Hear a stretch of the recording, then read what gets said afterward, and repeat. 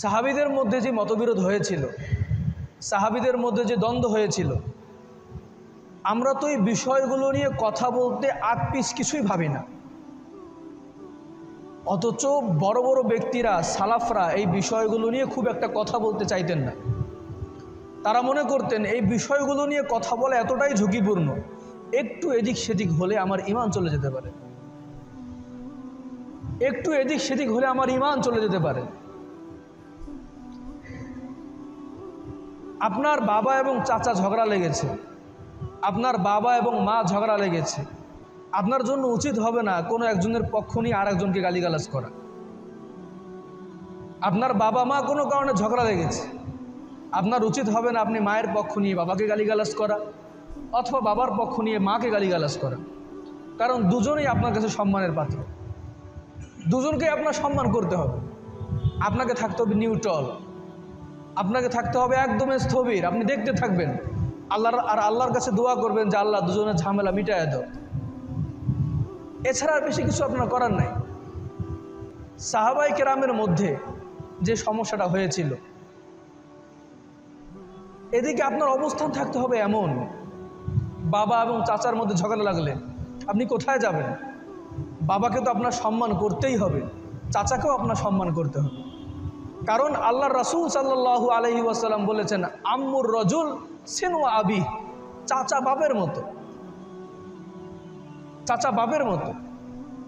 রাসূলের হাদিস থেকে তো এতটুকুই বোঝা যায়, আপনি আপনার বাবাকে কেমন সম্মান করেন ওইটা বোঝা যাবে আপনি আপনার বাবার বন্ধুদের সাথে কেমন আচরণ করছেন। কাউকে ভালোবাসা, কাউকে সম্মান করা, এটা প্রকাশ পায় আপনি তার বন্ধুদের সাথে কেমন আচরণ করছেন। রাসূল সাল্লাল্লাহু আলাইহি ওয়াসাল্লাম আম্মাজান খাদিজাকে কতটুকু ভালোবাসতেন? এতটুকু ভালোবাসতেন, আম্মাজান খাদিজার ইন্তেকালের পর খাদিজার যে বান্ধবী ছিলেন, কোনো কিছু ভালো খাবার এলে, গোস্ত ব্যবস্থা হলে, বকরি জবাই করলে, দুম্বা জবাই করলে, গোস্তের একটা অংশ রাসূল সাল্লাল্লাহু আলাইহি ওয়াসাল্লাম খাদিজার বান্ধবীদের কাছে পাঠিয়ে দিতেন। কেন? এটা ভালোবাসার বহিঃপ্রকাশ। কার প্রতি ভালোবাসা? খাদিজার প্রতি ভালোবাসা। আপনি আপনার বাবাকে কতটুকু সম্মান করেন এর প্রকাশ আপনি আপনার বাবার ভাইয়ের সাথে কেমন আচরণ করছেন, আপনি আপনার বাবার বন্ধুদের সাথে কেমন আচরণ করছেন। আজকে আমাদের অবস্থা এমন হয়ে গিয়েছে, বাপ চাচা ঝগড়া লেগেছে, বাস বাপের পক্ষ নিয়ে চাচাকে আমরা মারতে যাই, বাবার বন্ধুদের সাথে তো ভালো আচরণ করি না। এটা শিক্ষা ছিল না। যাই হোক, সাহাবীদের বিষয়টা জটিল, গুরুত্বপূর্ণ, সতর্কতাপূর্ণ। সাহাবীদের নিয়ে আলোচনা করতে গেলে, বিশেষ করে ওই টপিক নিয়ে আলোচনা করতে গেলে আমাদের খুব সতর্ক থাকা চাই। এমন কোনো শব্দ ব্যবহার করা না চাই যে শব্দগুলোর দ্বারা একজনের মর্যাদা উঁচু হচ্ছে আর একজনের মর্যাদা নিচু হচ্ছে। এমন শব্দ ব্যবহার থেকে বিরত থাকা আমাদের জন্য অপরিহার্য। তো সাইয়্যিদুনা মুআবিয়া ইবনে আবু সুফিয়ান রাদিয়াল্লাহু তাআলা আনহু ইন্তেকালের পূর্বে তার ছেলে ইয়াজিদকে খলিফা ঘোষণা করে গিয়েছিলেন। তিনি কেন করেছিলেন? এটা যেমন একটা জটিল প্রশ্ন, এই বিষয়ে কথা বলতে গেলে অনেক সময় এদিক সেদিক হয়ে যায়। তবে উম্মার আলেমদের সুচিন্তিত মতামত হলো, তিনি মনে করেছিলেন কারণ ইয়াজিদের মধ্যে যে দোষগুলো ছিল, এই দোষগুলো খলিফা হওয়ার আগ পর্যন্ত প্রকাশ পায়নি। এটা মাথায় রাখতে হবে। ইয়াজিদের মধ্যে যে দোষগুলো ছিল, খলিফা হওয়ার আগ পর্যন্ত এই দেশগুলো প্রকাশ পায়নি। সুতরাং মুআবিয়ার কাছে তার ছেলে ভালোই ছিল, মুআবিয়া রাদিয়াল্লাহু তাআলা আনহুর কাছে তার ছেলে ভালোই ছিল। তদুপরি ইয়াজিদের মধ্যে কিছু গুণও ছিল, শাসনের কিছু গুণ ছিল, কিছু বীরত্বপূর্ণ স্বভাব ছিল তার মাঝে। এবং দামেস্কের মানুষ, সেই সময় মুসলিম খেলাফতের যে রাজধানী ছিল দামেস্ক, সিরিয়া দামেস্ক শহর, তারা সবাই ছিল ইয়াজিদকে মহব্বত করত, পছন্দ করত। সব মিলিয়ে মুআবিয়া রাদিয়াল্লাহু তাআলা আনহু হয়তো মনে করেছিলেন যে না, খলিফা হিসেবে ইয়াজিদ হয়তো ভালো হয়। যাই হোক, তিনি সাহাবী মানুষ, তার চিন্তা করার শক্তি ছিল, উম্মতকে নিয়ে চিন্তা করার তার শক্তি ছিল, যোগ্যতা সবই ছিল। তিনি মনে করেছিলেন হয়তো ইয়াজিদেই খলিফা হিসেবে ভালো হবে, যার কারণে তিনি পরবর্তী খলিফা হিসেবে ইয়াজিদের নাম ঘোষণা করে গিয়েছিলেন। সেই সাথে মুয়াবিয়া রাদিয়াল্লাহু তাআলা আনহু ইয়াজিদকে ওসিয়ত করে গিয়েছিলেন, দেখো তুমি সবার সাথে ভালো আচরণ করবে, তোমার নিজস্ব মতামত কারো ওপর চাপিয়ে দেওয়ার চেষ্টা করবে না। মুয়াবিয়া রাদিয়াল্লাহু তাআলা আনহু ইয়াজিদকে ওসিয়ত করেছিলেন এটা, তাকে বলেছিলেন হেজাজবাসীদের সাথে ভালো আচরণ করবে। ইরাকবাসীরা যতবার শাসক পাল্টানোর আবদার করে ততবারই তুমি তাদের শাসক পাল্টায়া দিবা, তাদের সাথে ভালো আচরণ করবা। বেশ কিছু ওসিয়ত মুয়াবিয়া ইবনে আবি সুফিয়ান রাদিয়াল্লাহু তাআলা আনহু তার পুত্র ইয়াজিদকে করেছিলেন। তো তাকে যখন খলিফা হিসেবে মনোনীত করা হয়, মুয়াবিয়া রাদিয়াল্লাহু তাআলা আনহু ইন্তেকালের পর সিরিয়ার প্রায় সকলেই তার খলিফাকে মেনে নিয়েছিলেন। ইরাকের মানুষ তার খেলাফতকে মেনে নেন নাই এবং হেজাজবাসীর অনেকেই তার খেলাফত মেনে নেন নাই। তিনি যে আমাদের শাসক হবেন এটা মেনে নেন নাই। কেন মেনে নেন নাই? এর কারণ এমন না যে ইয়াজিদ ততক্ষণ পর্যন্ত খারাপ ছিল, কারণ তখন পর্যন্ত ইয়াজিদের দোষগুলো প্রকাশ পায় নাই। হুসাইন রাদিয়াল্লাহু তাআলা আনহু, আব্দুল্লাহ ইবনে জুবায়ের, আব্দুল্লাহ ইবনে ওমর, এই মহান মহান সাহাবীরা তখন পর্যন্ত তার খেলাফত মেনে নেন নাই। কারণ ছিল একটা, খেলাফত আর রাজতন্ত্রের মধ্যে পার্থক্য আছে। রাজতন্ত্র চলতো রোমান সাম্রাজ্যে, রাজতন্ত্র চলতো পারস্য সাম্রাজ্যে। রাজতন্ত্র হলো এটা, বাবার পর ছেলে হবে শাসক, তারপর তার ছেলে হবে শাসক, তারপর তার ছেলে হবে শাসক, এভাবে উত্তরাধিকার সূত্রে চলতে থাকবে শাসকের সিলসিলা। যেমন আমাদের পীর মুরিদির সিলসিলা চলে যায়, পিতা হয় পীর, তার পিতা হয়, তার ছেলে হয় পীর, তার ছেলে হয় পীর, তার ছেলে হয় পীর। পীর যোগ্য থাক বা না থাক, ছেলে যোগ্য থাক বা না থাক, তাকে বাস খলিফা হতেই হবে। রাজতন্ত্রের নিয়ম ছিল এটা, রাজতন্ত্রের স্বভাব ছিল এটা। শাসকের ছেলে হবে শাসক, তার ছেলে হবে শাসক। পরিবার কেন্দ্রিক যে শাসন, এটাকেই বলা হয় রাজতন্ত্র। কিন্তু খেলাফতের নিয়ম হলো রাজতন্ত্র চলবে না, রাজতন্ত্রের সাথে আলাদা রেখে যেই সময় খেলাফত থাকবে ওই সময়ের শ্রেষ্ঠ ব্যক্তিরা সবাই পরামর্শক্রমে, ও আমরুহুম শুরা বাইনাহুম, সবাই পরামর্শক্রমে যাকে খেলাফতের দায়িত্ব দিবে তিনি হবেন খলিফা। এমন না যে আপনি আমি সবাই ভোট দিয়ে তাকে বানিয়ে দেব খলিফা, এমন না। জনগণ তাকে মনোনীত করবে, এমনও না। বরং উম্মার শ্রেষ্ঠ ব্যক্তি যারা নিজ যোগ্যতায়, নিজ বিচক্ষণতায় সেরা হিসেবে মনোনীত হয়েছেন, সেরা হিসেবে নিজেদের স্বাক্ষর রাখতে পেরেছেন, তারাই একজন মানুষকে উম্মার জিম্মাদারি সুপর্দ করবে। এমন না যে আমরা এখানে মসজিদে যারা আছি আমরা যাকে বলবো সেই হয়ে যাবে, এমন না। আমরা তো চোরকে বললে চোর চোর হয়ে যায়, এমন না। খেলাফত আর রাজতন্ত্রের পার্থক্য এটা, সূক্ষ্ম পার্থক্য। অনেক সময় আমরা মিলিয়ে ফেলি। খেলাফত আর রাজতন্ত্রের মধ্যে পার্থক্য হলো, রাজতন্ত্র বংশ পরম্পরায় যে শাসন ক্ষমতা চলে আসে এটাকে বলা হয় রাজতন্ত্র। পিতার পূর্বে শাসক হবে তার ছেলে, তারপর শাসক হবে তার ছেলে। আর খেলাফত এমন নয় যে জনগণ সবাই মিলে একজনকে শাসক নিযুক্ত করে, সেটা খেলাফত নয়। খেলাফত হলো জনগণের মধ্যে যারা সেরা সেরা ব্যক্তিত্ব। এই সেরা সেরা ব্যক্তিত্ব কারা? যারা নিজ যোগ্যতা, নিজের বুদ্ধিমত্তা, কৌশল, নিজের ব্যক্তিত্ব স্বভাব দিয়ে জনগণের মনকে আকৃষ্ট করতে পেরেছে। জনগণের কাছে গিয়ে বলে নাই যে আমাকে তুমি সেরা হিসেবে গণ্য করো, জনগণের কাছে গিয়ে বলে নাই যে আমাকে তুমি সেরা ব্যক্তিত্বের কাতারে রাখো, জনগণের কাছে কাছে গিয়ে বলে নাই যে আমাকে তুমি প্রভাবশালী ব্যক্তির কাতারে আমার নাম লিখিয়ে দাও, এমন বলে নাই। বরং যারা নিজ যোগ্যতায়, নিজ কর্মকুশলতায়, নিজের মেধায়, নিজের ব্যক্তিত্বে আপনা আপনি জনগণের মাঝে স্থান করে নিয়েছে, ওই সকল ব্যক্তিদেরকে শরীয়তের পরিভাষায় বলা হয় আহলুল হাল্লি ওয়াল আকদ।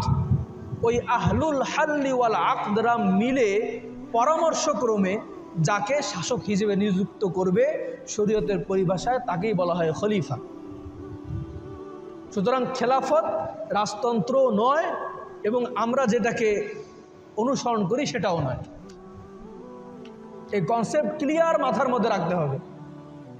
যাই হোক, এখন আব্দুল্লাহ ইবনে ওমর, আব্দুল্লাহ ইবনে জুবায়ের, হুসাইন রাদিয়াল্লাহু তাআলা আনহু এবং আবু বকর সিদ্দিক রাদিয়াল্লাহু তাআলা আনহুর ছেলে মুহাম্মদ ইবনে আবু বকর, তারা ইয়াজিদের বায়াত গ্রহণ করেননি।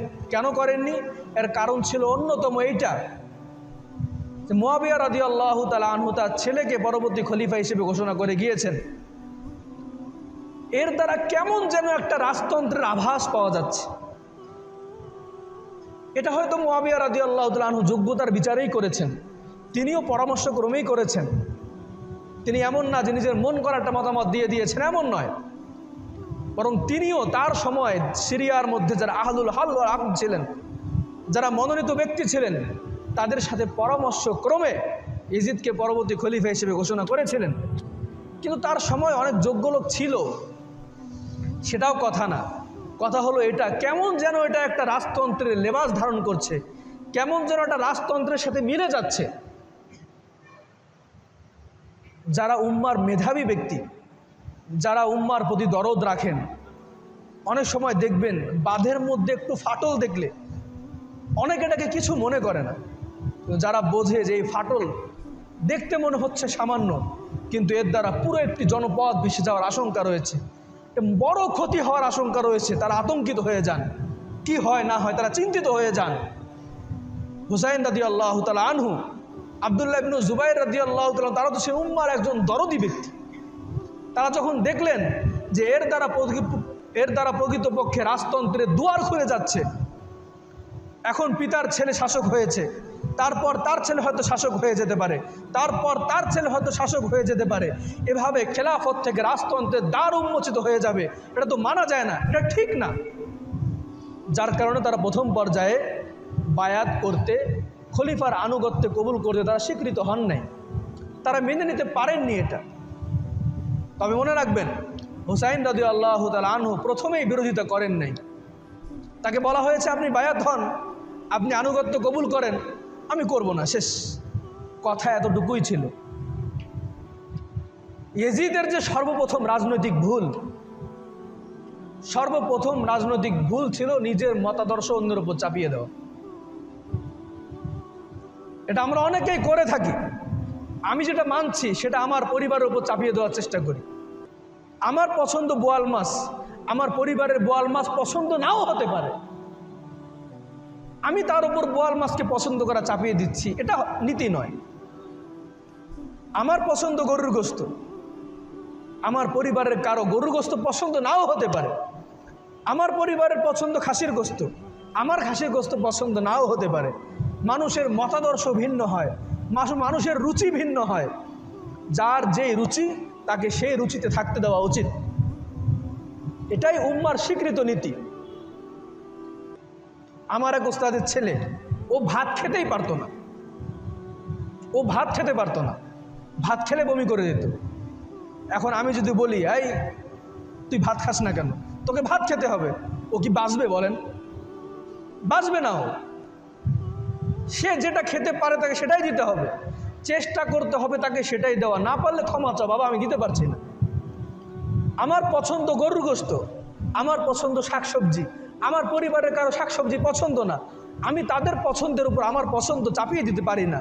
এই নিজের পছন্দ পরিবারের সদস্যের উপর চাপিয়ে দিতে অনেক পরিবার ধ্বংস হয়ে গিয়েছে, অনেক সংসার নষ্ট হয়ে গিয়েছে। এগুলো তো বলতে লজ্জা লাগে, কিন্তু মনে রাখার বিষয়। আমরা আমাদের সন্তানদেরকে বলি না এগুলো। আমি আমার স্ত্রীর সাথে মেলামেশা করব, হয়তো আমার একটা পছন্দ, কিন্তু আমার স্ত্রী সেটা পছন্দ না। আমি তার উপর যে পছন্দ চাপিয়ে দেওয়ার চেষ্টা করব, বাস তার মধ্যে একটা অসন্তুষ্টি চলে আসবে, তার সাথে আমার সংসার টিকবে না। সেদিন একজন ভাই ফোন দিয়েছিল, ফোন দিয়ে বলছে হুজুর আমি আমার স্ত্রীকে অমুকভাবে তার সাথে মেলামেশা করতে বাধ্য করতে পারবো কিনা। আমি বললাম যে না ভাই, একে তোটা শরীয়তে নিষেধ, তার উপর আপনার পছন্দ তার উপর চাপিয়ে যেতে পারবেন না। একজনের পছন্দ আর একজনের উপর চাপিয়ে দেওয়া যায় না। তো ইয়াজিদ যে ভুলটা প্রথমে করেছিল, তার ক্ষমতা আর একজনের পছন্দ নাই হতে পারে, তার শাসন আর একজনের পছন্দ নাই হতে পারে। এখন যার পছন্দ হচ্ছে না সে যদি কিছু না বলে বাস তাকে তার উপর ছেড়ে দাও, সে খাবার দাবার গ্রহণ করুক, সে জীবনযাপন করুক, সেভাবেই দুনিয়া থেকে চলে যাক, বাস তোমার সমস্যা কি? রাতে একজনের শাসন আমার পছন্দ নাই হতে পারে, একজনের নীতি আমার পছন্দ নাই হতে পারে, আমাকে আমার মতো থাকতে দাও। আমি তোমাকে কিছু না বললে তোমার অসুবিধা কি? মুআবিয়া রাদিয়াল্লাহু তাআলা আনহু তো ইয়াজিদকে এই ওসিয়তই করেছিলেন, তোমার মতাদর্শ আরেকজনের উপর চাপিয়ে দিও না। যে নিজের মতো থাকতে চায় তাকে থাকতে দাও, এটা নীতি। আপনারাও তো একদিন পরিবারের কর্তৃত্ব পাবেন, সমাজের কর্তৃত্ব পাবেন, দেশের কর্তৃত্ব পাবেন। আপনারা মনে রাখবেন, আপনার যে নীতি, আপনার যে আদর্শ, আপনার আশেপাশে যাদের উপর চাপিয়ে দিতে চাইবেন না, তাদের কাছে বলবেন, তাদের কাছে ভালো লাগলে তারা নিবে, সেটা তাদের উপর চাপিয়ে দেবেন না। এটা ইসলাম সমর্থন করে না, এটা মানুষের স্বভাব সমর্থন করে না। হুসাইন রাদিয়াল্লাহু তাআলা তার পছন্দ হয় না ইয়াজিদের এই ক্ষমতা, কারণ তিনি মনে করছিলেন এর দ্বারা রাজতন্ত্রের দ্বার খুলে যাচ্ছে। কিন্তু তিনি ওভাবে কিছু বলেনও নাই, তিনি স্বাভাবিক জীবনযাপন করছিলেন। কিন্তু ইয়াজিদ সে চেয়েছিল এই মতাদর্শ তার উপর চাপিয়ে দিতে। এটা ছিল ইয়াজিদের সর্বপ্রথম রাজনৈতিক ভুল, যেই ভুলের কারণে পরবর্তীতে অনেক ফিতনার দ্বার খুলে গিয়েছিল। হুসাইন রাদিয়াল্লাহু তাআলা তখনও মদিনায় ছিলেন। একের পর এক চাপ যখন সৃষ্টি হলো তার উপর, যে না, মুআবিয়ার ছেলে ইয়াজিদের হাতে বায়াত গ্রহণ করো, তার আনুগত্য কবুল করো। একের পর এক চাপ, একের পর এক চাপ, এক চাপ কতদিন সহ্য করা যায়? এখন আমি আপনাদেরকে দ্বিতীয় প্রশ্নের উত্তর দিচ্ছি, হুসাইন রাদিয়াল্লাহু তাআলা আনহু কেন মদিনা ছাড়লেন? ধরেন আমার একটা নীতি আছে, আমার একটা আদর্শ আছে। এখন আমি আপনাদের এই মসজিদে আমার সেই নীতি বাস্তবায়ন করতে পারছি না, আমার সেই আদর্শ বাস্তবায়ন করতে পারছি না। এখানে যারা কর্তৃপক্ষ, তাদের একটা নীতি আছে, তাদের একটা আদর্শ আছে, বাস তারা তাদের নীতি নিয়ে আছেন, আমি আমার নীতি পালন করতে পারছি না, আমি আমার এটা নিয়ে আছি, বাস কোনো অসুবিধা নেই, চলছে। কিন্তু কর্তৃপক্ষ যখন চাবে তাদের নীতিকে আমাকে মানতে বাধ্য করা, তখন আমি কি করব? হয়তো আমি আমার নীতি বিসর্জন দিব, নয়তো আমি আমার নীতিকে টিকিয়ে রাখতে না পারলে বা অন্যের নীতিকে গ্রহণ করতে বিরত থাকার জন্য এইখান থেকে চলে যাব। এটাই তো বাস্তব। হুসাইন রাদিয়াল্লাহু তাআলা আনহুর নীতি ছিল তিনি রাজতন্ত্রের দ্বারকে উন্মোচিত হতে দেবেন না, এই জন্য তিনি ইয়াজিদের হাতে শপথ গ্রহণ করবেন না। এতটুকু পর্যন্ত ঠিক ছিল। যখন তাকে তার নীতিতে বহাল থাকতে দিচ্ছিল না ইয়াজিদ, তখন বাধ্য হয়েছিল হুসাইন রাদিয়াল্লাহু তাআলা আনহু মদিনা ছেড়ে চলে যাওয়া। এর মধ্যে ধরেন আমাকে যদি আর এক মসজিদ থেকে বলে যে হুজুর আপনি আমাদের মসজিদে চলে আসেন, আপনি যা চান আমরা আপনাকে তাই করতে দেব, আমি তখন কি করব? ঠিক আছে, আমি এখানে আমার নীতিকে ধরে রাখতে পারছি না, বাস্তবায়নও করতে পারছি না, ওখানে গেলে যদি আমি আমার নীতিকে বাস্তবায়ন করতে পারি, আমি আমার নীতিকে প্রচার করতে পারি, সেখানে আমি চলে যাই। এই পুরো বিষয়টা ছিল এমন। ওই সময় কুফাবাসীরা হুসাইন রাদিয়াল্লাহু তাআলা আনহুকে একের পর এক চিঠি পাঠাচ্ছিল যে আপনি নবীর নাতি, আপনি আমাদের এখানে চলে আসেন, আপনি যেভাবে চলতে চান আপনি চলতে পারবেন, আপনি যেই নীতিতে চলতে চান আপনি সেই নীতিতে চলতে পারবেন, আপনার কোনো অসুবিধা হবে না। তারপরেও হুসাইন রাদিয়াল্লাহু তাআলা আনহু প্রথমে ইরাকে যান নাই।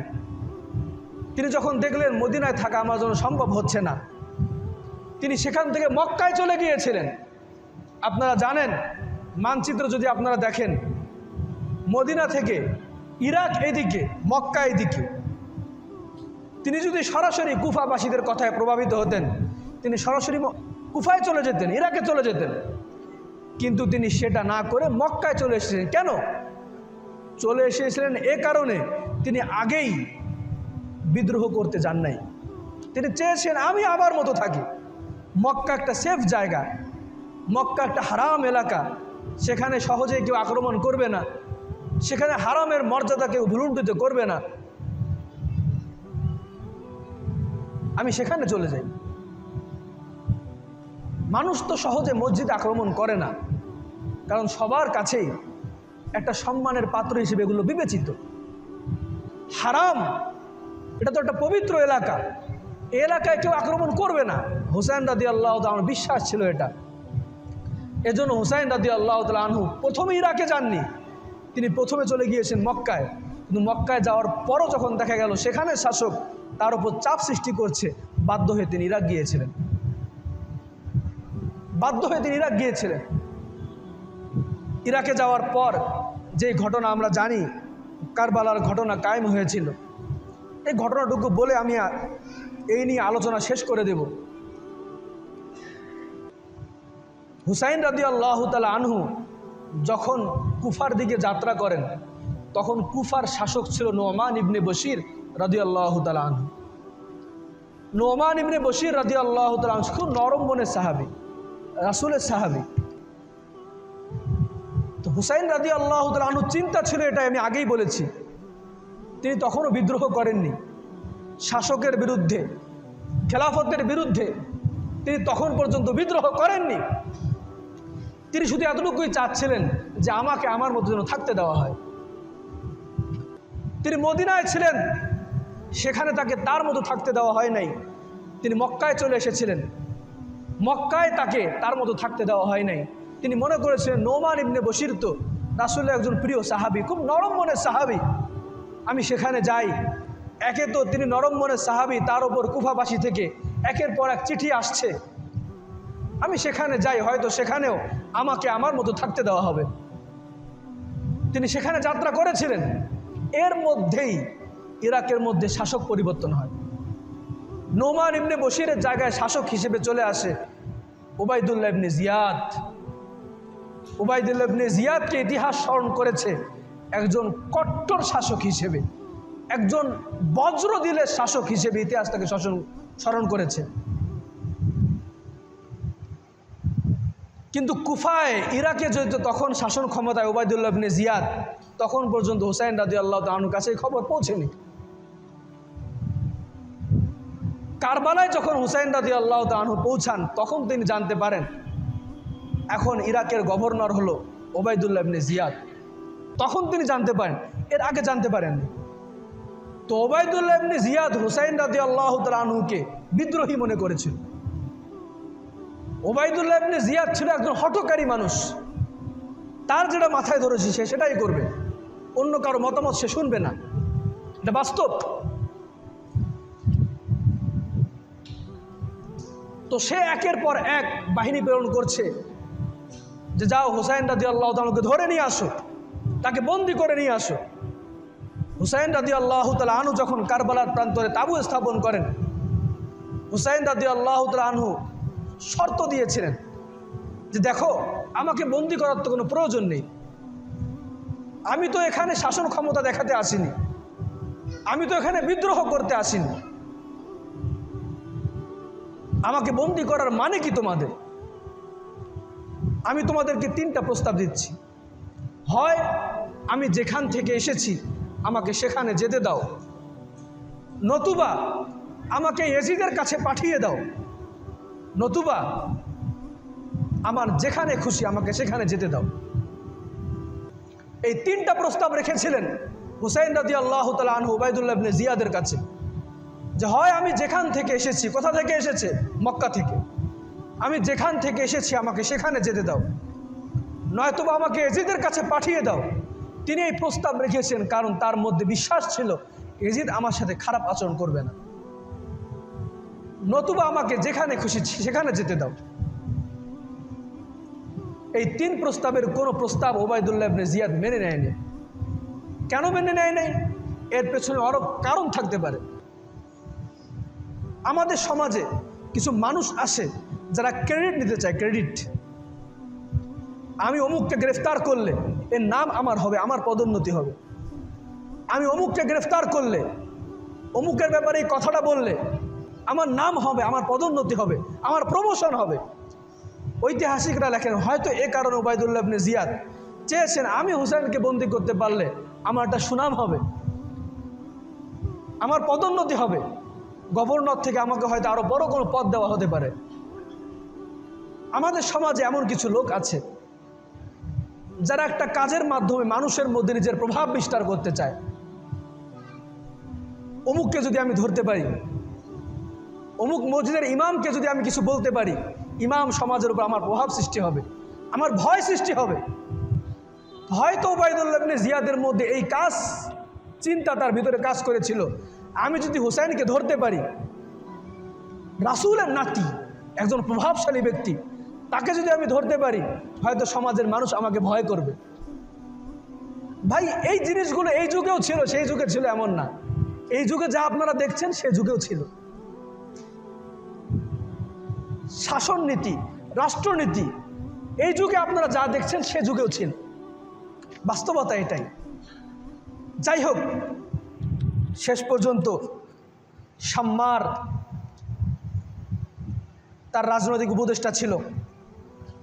এই শাম্মারের কলাকৌশল, বিভিন্ন উস্কানি, নানান কারণে শেষ পর্যন্ত যুদ্ধ অনিবার্য হয়ে যায়।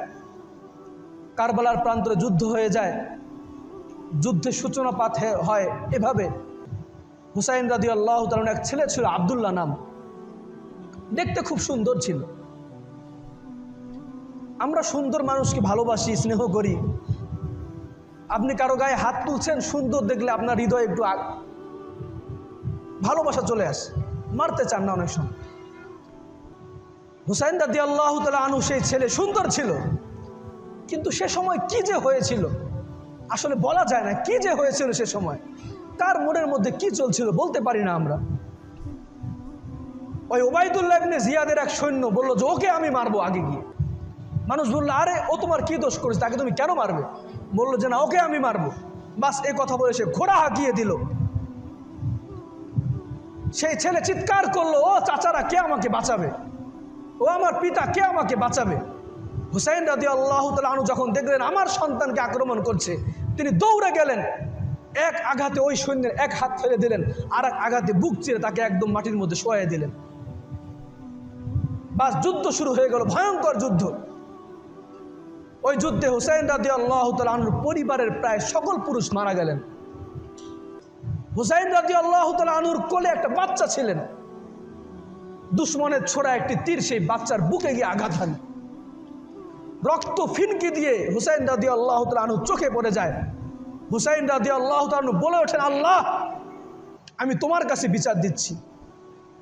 আমি তো এক সরল মন নিয়ে এসেছিলাম এই কুফার ভূমিতে, আমি তো এক সরল মন নিয়ে এসেছিলাম এই কারবালার ভূমিতে। আমাকে চিঠি দেওয়া হয়েছিল, এই কুফাবাসীরা তারা প্রতিশ্রুতিবদ্ধ ছিল যে আমাকে তারা রক্ষা করবে। আজকে তারাই আমার রক্ত ঝরাচ্ছে। আল্লাহ, আমি তোমার কাছে বিচার দিলাম। আল্লাহ, তুমি ইনসাফের ফয়সালা করো। আল্লাহ, কোন এক কবি খুব চমৎকার বলেছেন, মুঝে কুফা ওয়ালো মুসাফির না সমঝো, मैं आया नहीं हूँ मुझे बुलाया गया हूँ, मेहमा बना कर सताया गया हूँ, मैं रोया नहीं हूँ रुलाया गया हूँ। ও কুফাবাসী, তোমরা আমাকে কেন মারছো? আমি তো এমনি আসিনি, আমাকে ডাকা হয়েছে। আমি তো মনে করেছিলাম আমি মেহমান হয়ে এসেছি। আমি যে বিদ্রোহী সেটা তো আমি নিজেই জানি না। मैं रोया नहीं हूँ मुझे रुलाया गया हूँ, আমি তো কাঁদছি না, আমাকে কাঁদানো হয়েছে।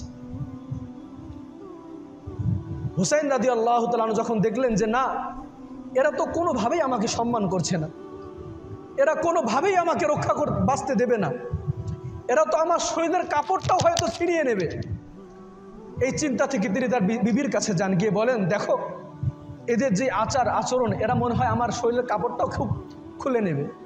তুমি আমাকে একটা পাতলা কাপড় দাও, যে কাপড়ে কোনো দাম নেই, একটা সাধারণ কাপড় দাও। হুসাইন রাদিয়াল্লাহু তাআলা আনহু বিবি সেই কাপড়টা দিয়েছেন, পাতলা কাপড় দিয়েছেন, সাধারণ কাপড়। হুসাইন রাদিয়াল্লাহু তাআলা আনহু সেই কাপড়টা শরীরের উপরের যে কাপড় নিচে পড়েছিলেন। বাস্তবে তাই হয়েছিল। সিনান নামে এক ব্যক্তি শাম্মারের নির্দেশে, শাম্মার আপনারা সীমার জানেন, সীমার না শাম্মারের নির্দেশে ওই সিনান বর্ষা নিক্ষেপ করে। সেই বর্ষা গিয়ে আঘাত হানে রাসূলের দৌহিত্র, রাসূলের কলিজার টুকরা হুসাইন রাদিয়াল্লাহু তাআলা আনহুর গায়ে। হুসাইন রাদিয়াল্লাহু তাআলা আনহু সেখানেই শাহাদাত বরণ করেন। তিনি শাহাদাত বরণ করার পর তার মাথা শরীর থেকে আলাদা করে বর্বর খাওলা আল আসবাহি, আল্লাহ, এই কাটা মাথা নিয়ে যাওয়া হয় ওবাইদুল্লাহর দরবারে, ইয়াজিদের দরবারে না, ওবাইদুল্লাহর দরবারে। ওবাইদুল্লাহ হাতে থাকা লাঠি নিয়ে একবার এই মাথার চোখে আঘাত করেন, একবার ঠোঁটে আঘাত করেন, আর ঠোঁটে আঘাত করে নানান তিরস্কারমূলক কথা বলে। সেই মজলিসে ছিলেন রাসূলের সাহাবী আনাস ইবনে মালিক রাদিয়াল্লাহু তাআলা আনহু। আনাস ইবনে মালিক এই দৃশ্য থেকে সেদিন বলেছিলেন, ওবাইদুল্লাহ, তুমি যে এই ঠোঁটের মধ্যে লাঠি দিয়ে আঘাত করছো, এই ঠোঁটের মধ্যে পেয়ারা রাসূলকে আমি চুমু দিতে দেখেছি। এভাবে এই ঠোঁটের মধ্যে আঘাত করো না। যাই হোক, হুসাইন রাদিয়াল্লাহু তাআলা আনহু পরিবারে যারা ছিলেন পুরুষ সবাইকে সেই কারবালার ময়দানে শহীদ করে দেওয়া হয়েছিল। পুরুষদের মধ্যে শুধু একজন বেঁচে ছিলেন, তার ছেলে জাইনুল আবিদিন। জাইনুল আবিদিনের বয়স আমরা জেনেছি শিশু ছিল না, তিনি শিশু ছিলেন না, তিনি বয়স্ক ছিলেন, যুবক ছিলেন। তাকে কেন হত্যা করা হয় নাই? তিনি অসুস্থ ছিলেন, তাঁবুতে শুয়েছিলেন, এই জন্য তিনি যুদ্ধে অংশগ্রহণ করতে পারেননি, যা কারণে তাকে যুদ্ধের ময়দানে শহীদ করে দেওয়া হয়নি। পরবর্তীতে ওবায়দুল্লাহ ইবনে জিয়াদ ছিল তাকে শহীদ করে দিতে, কিন্তু তার ফুফু হুসাইনের মা, হুসাইনের বোন তাকে রক্ষা করেছিলেন। সর্বশেষ এই দলটিকে পাঠিয়ে দেওয়া হয়েছিল ইয়াজিদের কাছে। সর্বশেষ এই দলটিকে পাঠিয়ে দেওয়া হয়েছিল ইয়াজিদের কাছে। ইয়াজিদের দরবারে যখন এই দলটিকে নিয়ে যাওয়া হয়, হুসাইন রাদিয়াল্লাহু তাআলা আনহুর মেয়ে ফাতেমা, ভাই আমি আপনাদের কাছে নির্ভরযোগ্য ইতিহাস বলছি, আমি একজনের পক্ষ নিয়ে আর একজনের বিপক্ষে কোনো কথা বলছি না। আমাদের সমাজে যে ইতিহাসগুলো বর্ণনা করা হয়, সেখানে এক পক্ষ নিয়ে, রাসূলের পরিবারের পক্ষ নিয়ে, আহলে বাইতের পক্ষ নিয়ে আর এক পক্ষকে একদম শেষ করে দেওয়া হয়। আমি তেমন কোনো কথা বলছি না। আমি আগেও বলেছি, এটা এমন একটা টপিক যে টপিক নিয়ে আলোচনা করার সময় ঈমান হারা হয়ে যাওয়ার সম্ভাবনা অনেক। আমি খুব ভয়ে ভয়ে আপনাদের কাছে কথাগুলো বলছি, যা সত্য তাই বলছি, কোনো কিছু গোপন করছি না আমি। হ্যাঁ, সময়ের সংক্ষিপ্ততার কারণে অনেক কিছু বলতে পারছি না, ইতিমধ্যে অনেক সময় হয়ে গিয়েছে। রাসূলের নাতি হুসাইন রাদিয়াল্লাহু তাআলা আনহুর মেয়ে ফাতেমা ইয়াজিদকে লক্ষ্য করে বলেছে, ইয়াজিদ, রাসূলের পরিবারকে কি তুমি এমন বন্দি করে রাখবে? এ কথা শোনার পর ইয়াজিদ খুব কান্না করেছিল। ইয়াজিদের দরবারে যারা ছিল তাদের কান্নায় পুরো রাজ দরবার কম্পন শুরু হয়ে গিয়েছিল। জাইনুল আবিদিন সেই বন্দিত্বের সময় বলা হয় একটি কবিতা লিখেছিলেন, ইন্নিল তায়া রিহা সাবা ইয়াওমান ইলা আরদিল হারাম বাল্লিগ সালামি রাউদাতাম ফিহান নাবিয়ুল মুহতারাম। জাইনুল আবিদিন নবীজিকে উদ্দেশ্য করে কবিতা লিখেছিলেন, ইন্নিল তায়া রিহা সাবা, ও পূবের বাতাস, ইয়াউমান ইলা আরদিল হারাম, যদি তুমি কোনোদিন মদিনার ভূমিতে যেতে পারো। আমি জানি না এখান থেকে দামেস্কে গেলে আমার অবস্থা কি হবে, আমার পিতা হুসাইনের মতো আমাকে শাহাদাত বরণ করতে হয় কি না, আমি জানি না। বাল্লিগ সালামি রাউদাতাম ফিহান নাবিয়ুল মুহতারাম, আমার সালাম ওই রওজায় পৌঁছে দিও যে রওজায় শুয়ে আছে আমার নবী মুহতারাম। সে দিনগুলো খুব কষ্টের ছিল। শেষমেশ এই হলো, ইয়াজিদ রাসূলের পরিবারে যারা বেঁচে ছিল তাদের সবাইকে সসম্মানে মদিনায় পাঠিয়ে দিয়েছিল, সসম্মানে পাঠিয়ে দিয়েছিল, কারোর সাথে খারাপ আচরণ করেনি। এখন কয়েকটি সারাংশ কথা, এই টপিকে ইনশাআল্লাহ আর আলোচনা হবে না, কয়েকটি মূল কথা আমরা জেনে নিই। এই কারবালার ঘটনার মূল দায়ী কে ছিল? এই প্রশ্ন যদি সামনে আসে, ঐতিহাসিকরা দায়ী করেন ওবায়দুল্লাহ ইবনে জিয়াদকে। তবে ইয়াজিদ কি দোষমুক্ত? না, ইয়াজিদ দোষমুক্ত না। কেন? এর পূর্বে পরে অনেক কারণ আছে। পূর্বের কারণ হলো এটা, সে ওবায়দুল্লাহ ইবনে জিয়াদকে এমন কোনো চিঠি দিয়েছিল ঠিক, কিন্তু চিঠিতে এমন কোনো শব্দ লেখে নাই যে শব্দের মাধ্যমে ওবায়দুল্লাহ ইবনে জিয়াদ কঠোর হয়ে যায়, সতর্ক হয়ে যায়, এমন কোনো শব্দ ইয়াজিদের সেই চিঠিতে ছিল না। দ্বিতীয়ত, সে জানে ওবায়দুল্লাহ ইবনে জিয়াদ ভুল করেছে, ওবায়দুল্লাহ ইবনে জিয়াদ অপরাধ করেছে, তারপরে সে খুনিদের ব্যাপারে কোনো কার্যকর নীতি অবলম্বন করেনি। এই কারণে ঐতিহাসিকরা তাকে দোষমুক্তি দেন না।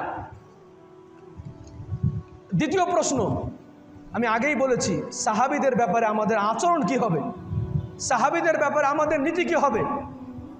সাহাবীদের ব্যাপারে আমাদের নীতি হবে একদম নিউট্রাল, একদম মধ্যপন্থী। আমরা কাউকে গালি দেব না সাহাবীদের, আমরা কাউকে অভিশাপ দেব না। সাহাবীদের ব্যাপারে আহলে সুন্নাত ওয়াল জামাতের আকীদা এটা। আলী রাদিয়াল্লাহু তাআলা আনহুকেও সম্মান করতে হবে, মুয়াবিয়া রাদিয়াল্লাহু তাআলা আনহুকেও সম্মান করতে হবে। আমরা আলীর পক্ষ নিয়ে যেমন মুয়াবিয়াকে গালি দেব না, মুয়াবিয়ার পক্ষ নিয়ে আলীকেও গালি দেব না। হ্যাঁ, আমরা বিশ্বাস করব যে মতবিরোধ হয়েছিল এর মধ্যে সঠিক ছিলেন আলী রাদিয়াল্লাহু তাআলা আনহু, ভুল ছিলেন মুয়াবিয়া রাদিয়াল্লাহু তাআলা আনহু। কিন্তু সাহাবী তারা তো মুস্তাহিদ, মুস্তাহিদের ভুলেও তারা একটি সওয়াব পেয়ে যাবেন আল্লাহর কাছে। আমাদের আকীদা হবে এতে। এখন ইয়াজিদকে আমরা গালি দেব কিনা, ইয়াজিদের সমালোচনা করা যাবে, কেন তিনি এটা করলেন না, কেন তিনি এটা করলেন না, সমালোচনা করা যাবে। কিন্তু এই সমালোচনা যেন গালিতে রূপ না নেয়। কারণ রাসূলের হাদিস, যারা মারা গেছে তোমরা তাদেরকে গালি দিও না। লা তালআনু ফাইন্নাহুম কদ আফযাউ ইলা মা কদ্দামু। যারা মারা গিয়েছেন তাদেরকে অভিশাপ দিও না, গালি দিও না। গালি দেওয়া একটা অপরাধ, এটা একটা মৃত ব্যক্তিকে গালি দেওয়া এটাও একটা অপরাধ। যারা চলে গিয়েছেন তাদের বিচার আল্লাহ করবেন, তুমি গালি দিয়ে তোমার আমলনামা খারাপ করো না। হ্যাঁ, সমালোচনা হতে পারে, সমালোচনার নীতি আছে, ভাষা প্রয়োগের নীতি আছে, সেই ভাষা প্রয়োগের নীতি অবলম্বন করে সমালোচনা হবে, কিন্তু গালি হবে না, অভিশাপ হবে না।